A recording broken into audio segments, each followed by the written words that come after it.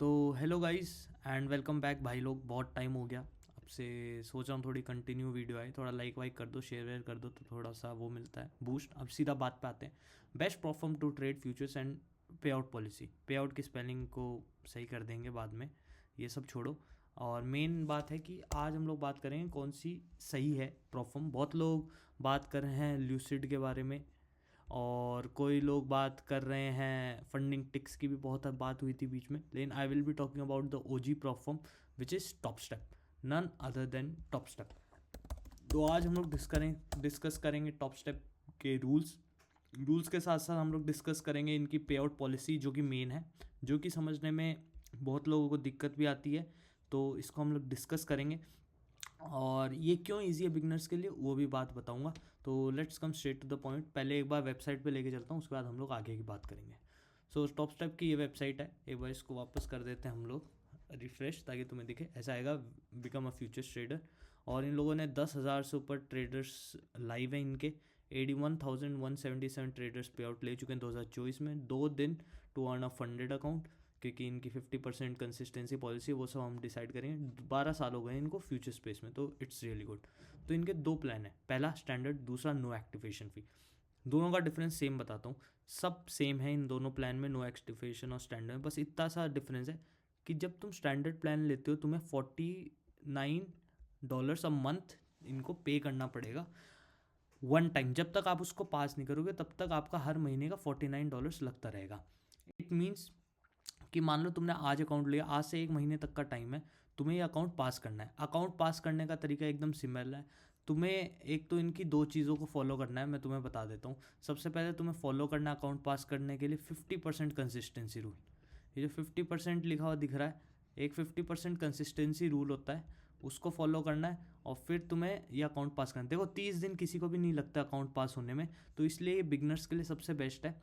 इसलिए बेस्ट है क्योंकि तुम्हें $49 ही लग रहे हैं, और अगर तुम्हारा लॉस हो जाता है, मान लो तुम अकाउंट पास नहीं कर पाते, तो तुम्हारा $49 से तुम वापस इस अकाउंट को खरीद सकते हो, रिन्यू कर सकते हो। तो ये सबसे बेस्ट है फॉर बिगनर्स। और जिनको थोड़ा कॉन्फिडेंस आ जाता है तो वो नो एक्टिवेशन फ़ी वाला भी ले सकते हैं, जो कि $89 अ मंथ है। एक्टिवेशन फ़ी क्या हो गया, मान लो तुमने $49 अ मंथ वाला पास कर दिया। पास करने के टारगेट बताऊंगा, पहले एक बार समझ लो। $49 वाला पास कर दिया तो तुम्हें एक एक्टिवेशन फ़ी देनी होगी $129 की, फंडेड अकाउंट लेने के लिए।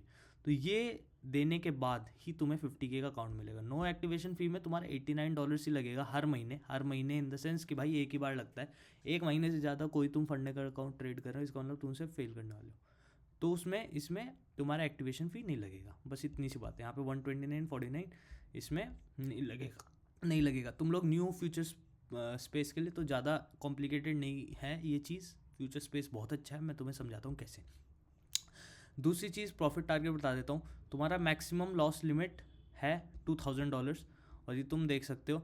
अकाउंट बैलेंस हाई, मतलब जैसे मान लो तुम्हारा $50,000 का अकाउंट है, तुम्हें 3,000 बनाना है उसमें, ठीक है। मान लो तुम्हारा 50K का अकाउंट है, तुम्हें उसमें बनाना है, ये क्या हो रहा है भाई, जो भी है 50K का अकाउंट है तुम्हारा, ठीक है। एक सेकेंड रुक जाओ। 50K का अकाउंट है, तुम्हें उसमें बनाने हैं 53,000, ठीक है। जो मैक्सिमम लॉस लिमिट का मतलब हो गया, ये end of the day count होगा। मतलब मान लो तुम लोगों ने एक दिन में 51,000 बना दिया, $1,000 का तुमने प्रॉफिट कर दिया, तो तुम्हारा जो ड्रॉ डाउन रेशियो होगा ना, तुम्हारा जो ड्रॉ डाउन रहेगा अगले दिन के लिए, वो 2,000 ही रहेगा। 5100 से 2000, मतलब 49,000 अगर तुम्हारा बैलेंस आ गया अकाउंट, तो तुम्हारा अकाउंट हो जाएगा ब्रीच। मतलब जब तक तुम उसे क्लियर नहीं करोगे। तो ये बात समझने की बहुत कोशिश करना है। ये मत समझना कि तुम्हारा 50 था तो 48,000 ही रहेगा बैलेंस, नहीं रहेगा। वो बढ़ के 49 हो जाएगा, क्योंकि तुमने 1,000 का बैलेंस कर लिया। 1,000 माइनस 2,000, जो तुम्हारा लॉस लिमिट है मैक्सिमम, वो 49 हो जाता है। तो मोटा मोटी बात ये है, ठीक है। और कुछ समझ नहीं है कमेंट्स लिख देना, मैं बता दूंगा, ठीक है, क्योंकि वीडियो शॉर्ट एंड क्रिस्प रखना चाहता हूँ। तो ये है, तुम्हें 2,000 का लॉस लिमिट दिया, 3,000 तुम्हें बनाने हैं। और इसके साथ यहाँ पे लिखा हुआ नहीं है, लेकिन इसमें है 50% कंसिस्टेंसी रूल। देखो 50% कंसिस्ट कैसे पता लगा, मैं बताता हूँ। ये देखो, मैंने इसके चैट से पूरी पूरी बात की थी। एक बात मेरी पे आउट पॉलिसी से लेकर थी, और दूसरी बात भी थी। दूसरी बात ये रही, हाँ, शायद ये पे आउट पॉलिसी वाली बात है, एक सेकंड दे दो। ये रहा, ये जो बात है ये देखो, is there consistency rule in fund distribution? No, there is no consistency target in funded accounts. In the express funded, the consistency target is replaced by scaling plan. ठीक है, in which stage consistency rule is applied, मैंने normally पूछा, इन्होंने बताया कि सिर्फ evaluation के time पे कंसिस्टेंसी है, और वो भी 50 के अकाउंट लेस देन, मतलब 50% की कंसिस्टेंसी। तो मैं मोटा मोटी बताता हूँ, 50% की कंसिस्टेंसी का मतलब तुम लोग 50 के अकाउंट अगर तुम खरीदोगे तो तुम एक दिन में, एक ट्रेड नहीं, एक दिन में 1500 से ज़्यादा अचीव नहीं कर सकते। 1500 मतलब तुम्हें 1400, 1450, 1490 तक ही तुम प्रॉफिट कर सकते हो एक दिन में। तो 1450, 1400 तुमने कर लिया अगर प्रॉफिट, तो तुम्हें अगला दिन ही देना पड़ेगा। तुम एक दिन में 1400, 1500 से ऊपर प्रॉफिट नहीं कर सकते, तुम्हें 50% के अंदर रहना पड़ेगा। जैसे ही तुम कर लोगे तुम्हें मिल जाएगा इनका लाइव अकाउंट। अब लाइव अकाउंट के तुम्हें रूल्स बता देता हूँ। पे आउट तक के, पे आउट तक के रूल्स एकदम सिंपल है, ध्यान से सुनना तो ही समझ आएगा, बहुत लोग कंफ्यूज भी हो जाते हैं इसमें, तो तुम्हें एकदम ढंग से बता रहा हूँ, बस ये चार्ट देखते रहना और समझते रहना। देखो सिंपल है पे आउट का, तुम्हें अकाउंट मिला, मान लो तुम्हें 5 दिन तक $150 से ऊपर करना है फर्स्ट पे आउट लेने के लिए। कोई भी बफर रिक्वायरमेंट नहीं है इसमें, तुम्हें 5 दिन के लिए 150 से ऊपर करना है, डेट्स इट। $150 तुम करोगे 5 दिन के लिए तो तुम पे आउट के लिए एलिजिबल हो जाओगे। कोई भी बफर रिक्वायर्ड नहीं है, हाँ कोई भी बफर रिक्वायर्ड नहीं है। दूसरी चीज़, अगर मान लो तुमने पहला पे आउट, तुम्हारा पहला पे आउट जो होना चाहिए वो $125 से ज़्यादा होना चाहिए, ये भी इनका रूल है।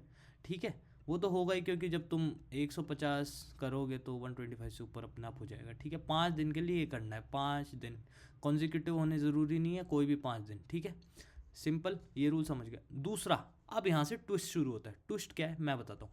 ट्विस्ट ये, मान लो तुमने पहला पे आउट ले लिया $300 का, जस्ट इमेजिन $300 का तुम्हारा पहला पे आउट आया, तो जो तुम लोग दूसरा पे आउट रिक्वेस्ट करोगे ना, वो 300 से ऊपर का होना चाहिए, तो ही तुम्हारा रिक्वेस्ट होगा वो पे आउट। तुम्हारा जो मिनिमम बैलेंस है वो $300 से ऊपर होना चाहिए सेकंड पे आउट के लिए एलिजिबल होने के लिए। और थर्ड पे आउट अगर तुम्हें रिक्वेस्ट करना है तो थर्ड के लिए तुम्हारा जो सेकंड पे आउट, मान लो तुमने रिक्वेस्ट किया $400 का, तो जो तुम्हारा थर्ड अकाउंट होगा, थर्ड पे आउट होगा, वो $400 से ऊपर का होना चाहिए, तभी तुम रिक्वेस्ट कर पाओगे। सिंपल सा रूल है, कोई ज़्यादा कॉम्प्लिकेटेड नहीं है, बस इसको समझो एंड बस इतना ही है, और कुछ भी रूल इसमें नहीं है। और इनका खुद का है टॉप स्टेप, जो इनका टॉप स्टेप एक्स है प्लेटफॉर्म है, कोई भी ट्रेडोवेट यूज़ करने की ज़रूरत नहीं है, टॉप स्टेप एक्स है। तुम लोग ट्रेडिंग व्यू में भी कर सकते हो अगर करना चाहते हो तो ये सिंपल से 2-3 रूल्स है, इसको फॉलो करो और टॉप स्टेप बेस्ट है भाई। कोई भी चीज़ में दिक्कत हो तुम पूछ सकते हो, और कुछ नहीं है, बस इतना ही है। बाकी भाई कोई भी दिक्कत हो कमेंट्स में पूछ लो। इतनी सी वीडियो थी और इसको समझो और 2 बार देख लो अगर समझ नहीं आया तो, ठीक है। बस इतने से रूल्स है, बाकी और कोई भी रूल्स नहीं है। तुम्हें अगर विश्वास नहीं होता तो मैं तुम्हें एक बार और दिखा देता हूँ पे आउट पॉलिसी इनकी, जो मैंने अभी इनसे बात की थी। एक सेकंड रुक जाओ, अभी खोल देता हूँ मैं पे आउट पॉलिसी, तो टेंशन नहीं है और बहुत ईजी है। ये देखो हाउ मेनी पे आउट्स, देखो ऊपर चलते हैं। What is the pay out policy?